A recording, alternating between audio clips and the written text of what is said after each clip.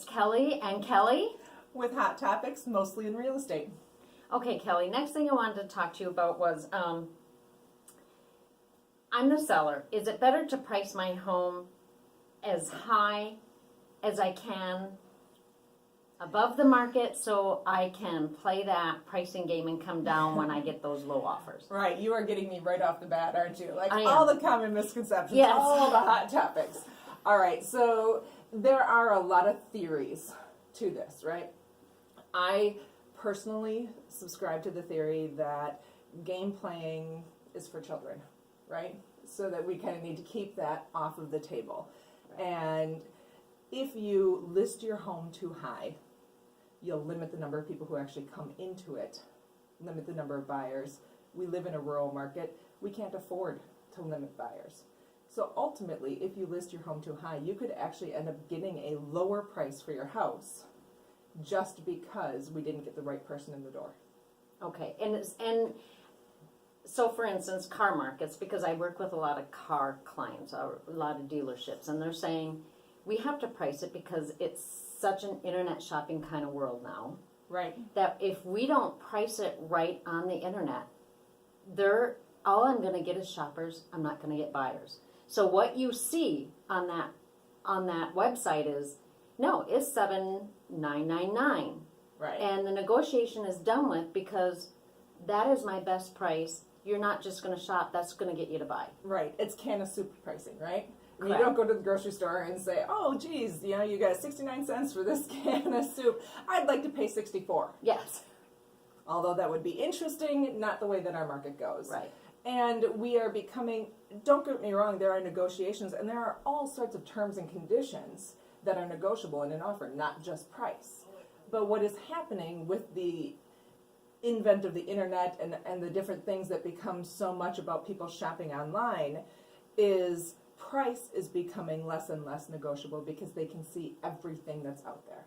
They can see all of the things that you have to offer in your house, and they can see all of the ones that the house down the road has to offer at the same time. So you do have to be competitively priced in order to move in a good, quick fashion. Now, that being said, there's this handy-dandy scale, time versus money. Sure. Right? So it depends on what your true motivation is. You have to have a really good, strong conversation with your agent so that they understand what your expectations are, whether or not getting the top dollar for your house or whether or not getting out in the next 3 months is more important to you. Okay.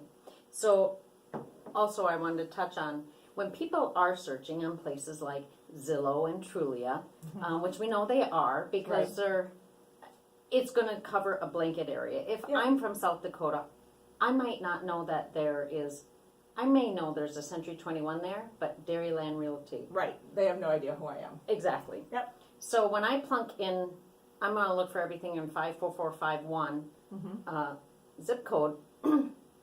I'm not putting in that price anymore, am I? I'm not putting in $199. Everything's just going to pop up. So that $199, should I price my home at $199 or $205? I'm not going to miss those people that are looking at just 2 and under. You see, and that's actually a really good point because a lot of people, the theory used to be that we always wanted to be $199, right? Right. $199.9, $199.999. Who knows what it was? But we wanted to never start with 2 because we wanted to look less. Well, first of all, you're not fooling anybody, right? I mean, they know what $199 means. But people do now shop in ranges, right? So when they're out on those websites, whether it's our website, whether it's Zillow or Trulia or Realtor.com, whatever it is, they're searching from 150 to 200.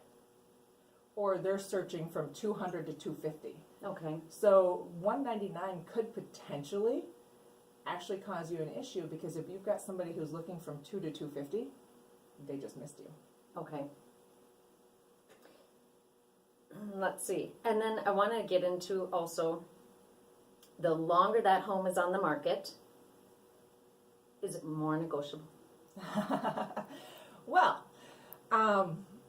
ultimately, you would think that would be the case, right? I mean, somebody knows that their price isn't right because it's been out there for a long time.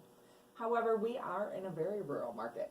So It's been out there for a very long time because we haven't found the right buyer, not because it's priced wrong. Okay, So as long as that seller is getting good advice and they have their home priced appropriately on the market, no, there should be no reason for them to be more negotiable, even if it has been on the market for longer than the house down the road. so today's market, Mm-hmm. I mean, right now it is, what kind of market are we looking at? Right. So fall of 2017, early winter now has been incredibly busy in rural Wisconsin, rural central Wisconsin, particularly Medford, Abbotsford, those kinds of markets. So, we refer to that as a seller's market because that means that there are a lot of buyers who are looking and fewer houses for sale. Those buyers are more likely to acquiesce if they know that there's competition out there and there are more buyers looking and I can't find what I'm looking for. So I might settle for 2.5 baths instead of 3 because I can't find a 3-bathroom house. Sure. Yeah. Are you finding that people are more, well, being that it is such a seller's market right now, are you finding people are like, are they coming forward and saying, I was going to do this a couple of years from now, but I'm going to put my market on just to test the waters? Sellers, like, are they going to, I wish. We really are. We're short on houses right now. The entire market, not just our office, not just real estate agents, for sale by owners. It's just hard to find a house for sale. And we have such a wide range of buyers that doesn't mean that every house is going to sell right away. If you overprice your house, it will still sit on the market. If you don't have what buyers happen to be looking for, it may still sit in the market. But if you have a well taken care of house that is priced correctly and represented online well, it'll move.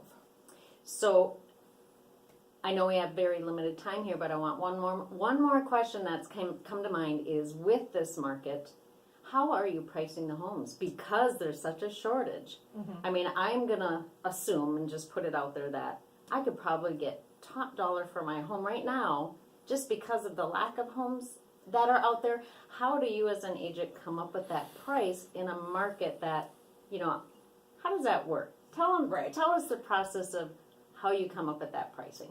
Right. So let's actually take a quick break and then maybe come back and discuss this next time. Because, this is an entire topic. I know. And it's a hot one, too. It is, because priced correctly affects everything there is about your house.